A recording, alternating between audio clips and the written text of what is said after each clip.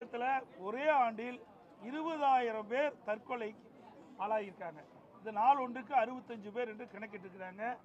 இந்தியாவிலேயே தற்கொலை அதிகமாக நடந்த மாநிலம் தமிழ்நாடு.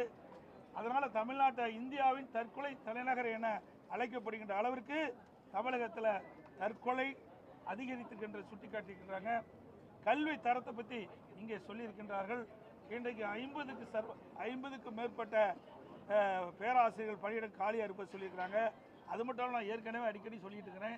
96 அரசு கலை மற்றும் அறிவியல் கல்லூரியில் முதல்வரே இல்லை.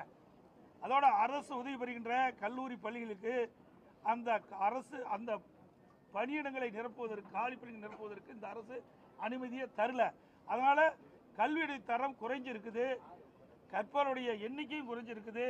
நீங்கள் பார்த்தீங்கன்னா அதிமுக ஆட்சியில் உயர்கல்வி படிப்பதற்கு எண்ணிக்கை 152 பேர் இருந்தது. இன்றைக்கு திராவிட முன்னேற்ற கழகம் ஆட்சி பொறுப்பு வந்த பிறகு இப்பொழுது 148 பேரா இன்றைக்கு உயர்கல்வி படிக்கக்கூடிய எண்ணிக்கை குறைஞ்சு போச்சு. இதெல்லாம் சுட்டி காட்டியிருக்காரு. அதே போல் மாநிலத்தில் உள்ள திருக்கோயிலுக்கு இன்னும் அறங்காவல் நியமிக்கவில்லை, இதனால் பக்தர்கள் பாதிக்கப்பட்டிருப்பதாக சுட்டி காட்டியிருக்காரு.